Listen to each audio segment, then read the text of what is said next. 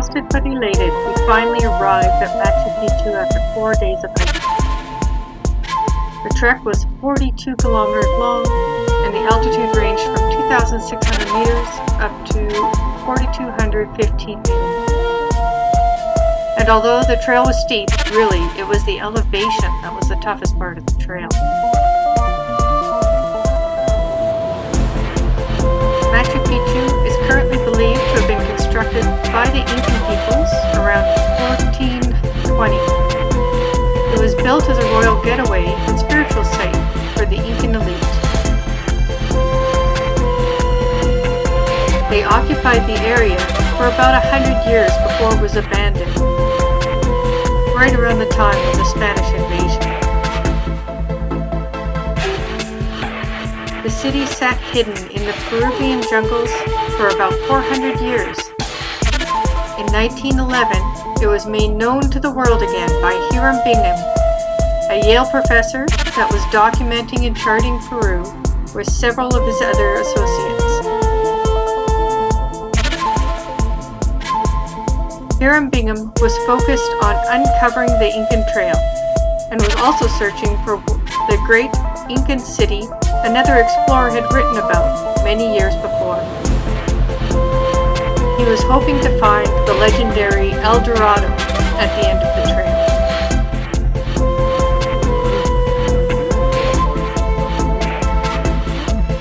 This Yale professor not only located a large length of the Incan Trail, but also many smaller waypoints that travelers to the city would have used on their own journeys to this sacred site 500 years ago. He eventually found the lost city of Machu Picchu, and the many artifacts that were there were still contained in the buildings. These artifacts were rounded up and brought back to Yale for documentation and preservation. Since then, many of the artifacts have been returned to Peru, but not all of them.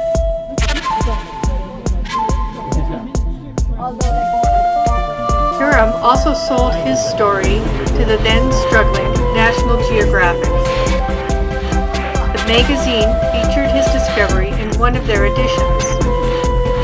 Once word got out that there was this well-preserved Incan city, many visitors far and wide came to see this archaeological wonder, as they do today. When we were there, by midday, Machu Picchu was packed with people.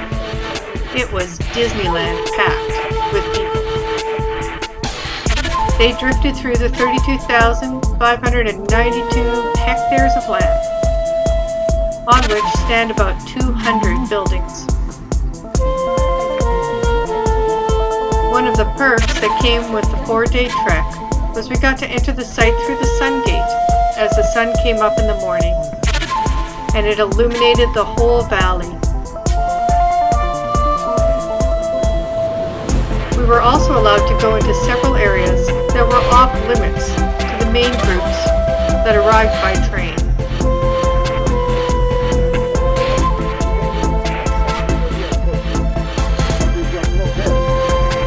There is a herd of llamas that live in the area and help with keeping some of the plant life from taking over the site again. They do need a bit of help though, and so there's also a group of groundskeepers that work daily. An interesting thing we found out was that when Hiram Bingham first came to the site, there was a family that was using some of the steps for their own farming. The youngest boy of this family took Hiram and his cohorts around to show him the area.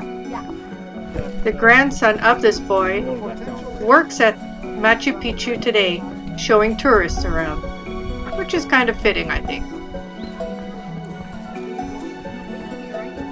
We were lucky enough to have the trek guide, Rosel, who not only showed us many fascinating sights along the way to Machu Picchu, but once we were there, his knowledge of the site, the Incan people, their culture, really brought a new depth and color to the site as we toured around. We were truly blessed to have him on our side. There is one large, huge, like a trapezoid shape, standing. And tomb with not much basic things, how we usually have. But there is as well a small one facing to winter solstice. Incredible, guys, 7:24 a.m. How these steps, when the sun is starting to hit into this cave, makes like a snake into the temple. And it's actually how clearly will be this switch back down, will be like a body of a snake, At the end, this platform is like a head of the snake. I mean, like how will be further lungs. Further lungs is triangle head, I mean the most poisonous brown snake. They respected that snake eyes, so that way they've been designed a little bit in that shape.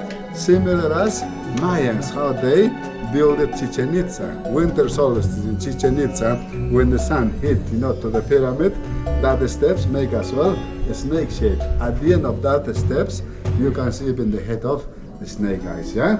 Unfortunately, in 1979, somebody write their name, Jesus Juan Santillana, like a memory as well, like this, how they will leave, like their memory as well, yeah? Please, we gotta go take some pictures.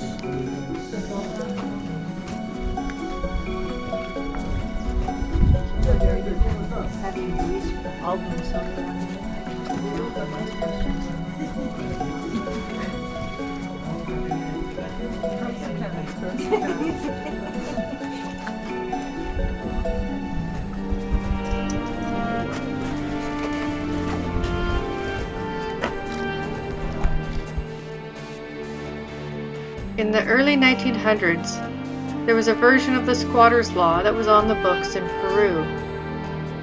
Because of this law, when Hiram made Machu Picchu popular, and the Peruvian governor wanted to take possession of this land, he had to buy it from the family that had been quietly farming away on the site for generations.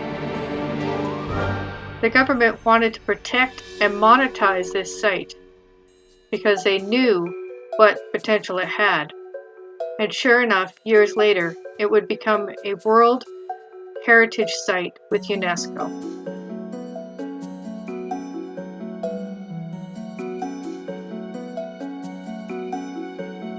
Touring the Machu Picchu site was an amazing experience. It's hard to put into words the awe we felt at seeing these massive boulders perfectly fitting together and on such a jaw-dropping scale. There were literally hundreds of terraced farming fields, with each terrace being 9-10 feet high, and there were stairs everywhere. I can't help but think that the Incan people must have had buns and calves of steel. We were shown their clever systems that they had in place for water collection. They maximized crop production by taking advantage of the sun direction and heat sinks. Their food was preserved in buildings constructed to encourage airflow and to be shaded from the sun. The ingenuity and advanced thinking of the civilization was remarkable to behold. It was an exhausting trip. A trip that was filled with stunning landscapes, gorgeous wildlife, and beautiful people. Both of us dug deeper into ourselves than we ever thought possible, and during the excursion, we came to understand what we truly were capable of, and we had far undersold ourselves. The reward at the end of this all was Machu Picchu. And the Inca Trail is truly a spiritual journey, and there is no more fitting of an end than to be able to experience the wonder that is Machu Picchu.